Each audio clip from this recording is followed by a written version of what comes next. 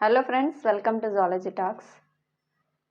இப்போ வரைக்கும் கண்டுபிடிச்ச பல அறிவியல் கண்டுபிடிப்புகள் நமக்கு ரொம்ப முக்கியமானதாக இருந்தால் கூட நம்ம எப்போவுமே நினச்சி பெருமைப்படக்கூடிய ஒரு முக்கியமான அறிவியல் ஆராய்ச்சி துறையில் நிகழ்ந்த கண்டுபிடிப்பு தான் டிஎன்ஏ பற்றினது. ஸோ டிஎன்ஏ அப்படிங்கிறது ஒரு ஹெரிடிட்டரி மெட்டீரியல் அப்படின்னு நம்ம படிச்சிருப்போம். அதாவது ஒரு ஆர்கானிசம்லேருந்து இன்னொரு ஆர்கானிசமுக்கு அந்த பண்புகள் ஆர் கேரக்டர்ஸை கடத்தக்கூடிய ஒரு வெஹிக்கிளாக இந்த டிஎன்ஏ ஆர் ஆர்என்ஏ தான் இருந்திருக்கு. ஸோ அந்த டிஎன்ஏ பற்றின கண்டுபிடிப்பில் யாரெல்லாம் பங்கு வச்சாங்க, அவங்க எப்படி இந்த கண்டுபிடிப்பை வெளி உலகத்துக்கு கொண்டு வந்தாங்க, அது மூலமாக அவங்களுக்கு எப்படியெல்லாம் பாராட்டுகள் கிடைச்சது அப்படிங்கிற இன்ஃபர்மேஷன்ஸை இந்த வீடியோவில் பார்க்கலாம். So DNA deoxyribonucleic acid.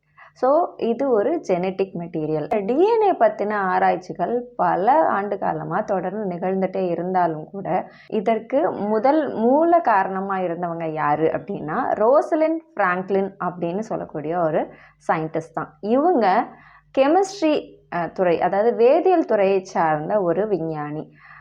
லண்டனை சார்ந்த இந்த ரோசலிண்ட் ஃப்ராங்க்லின் தன்னோட ஆராய்ச்சி படிப்பில் கெமிஸ்ட்ரி ரிலேட்டடாக கோல் அண்ட் கிராஃபைட் அப்படிங்கிற மாலிக்யூலில் ரிசர்ச் பண்ணி அதற்காக அவங்க டாக்டரேட் பட்டமும் பெற்றிருக்காங்க.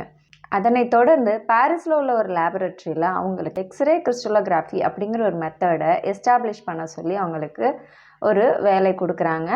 அந்த துறையில் ஒரு கட்டத்தில் அவங்க சிறந்தும் விளங்கியிருக்காங்க. 1951 அவங்க லண்டனில் இருக்கக்கூடிய கிங்ஸ் காலேஜ் அப்படிங்கிற ஒரு கல்லூரியில் இதே போல் ஆராய்ச்சி துறையில் எக்ஸ்ரே கிறிஸ்டலோகிராஃபி லேபில் போய் சேர்றாங்க.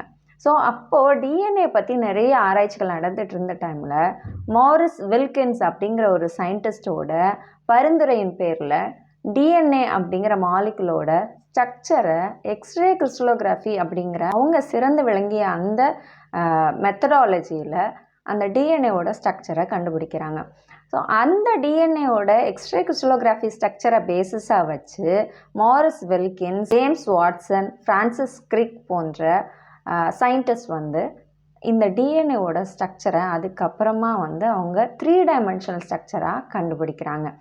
ஸோ என்னதான் இவங்க இந்த டிஎன்ஏ கண்டுபிடிப்புக்கு ஆரம்ப புள்ளியாக இருந்தால் கூட 1953 கண்டுபிடிக்கப்பட்ட இந்த டிஎன்ஏ மாடலோட அங்கீகாரம் 1962 நோபல் பரிசாக 3 பேருக்கு கிடச்சிருக்கு. அதாவது Maurice Wilkins, James Watson, Francis Crick ஆகிய 3 விஞ்ஞானிகளுக்கும் கிடைச்சிருந்தா கூட ரோசலிண்ட் ஃப்ராங்க்லினுக்கு அந்த நோபல் ப்ரைஸ் கிடைக்கல. அந்த நோபல் ப்ரைஸ் அறிவிக்கப்படலை.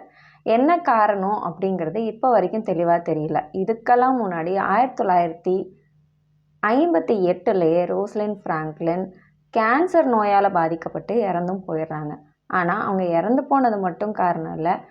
ஏன்னா 1974 வரைக்கும் இறந்து போனவங்களுக்கு நோபல் ப்ரைஸ் கொடுக்கலாமா வேணாமா அப்படின்னு எந்த ஒரு ஸ்டிப்புலேஷன்ஸும் அது வரையும் அந்த நோபல் ப்ரைஸ் கொடுக்கக்கூடிய அந்த கமிட்டியிலேருந்து எந்த கைட்லைன்ஸும் முன்வைக்கப்படலை. அதனால் இப்போ வரைக்கும் அவங்களோட பேர் ஏன் இதில் இடம்பெறலை அப்படிங்கிற ஒரு தெளிவான தகவல் நமக்கு தெரியல.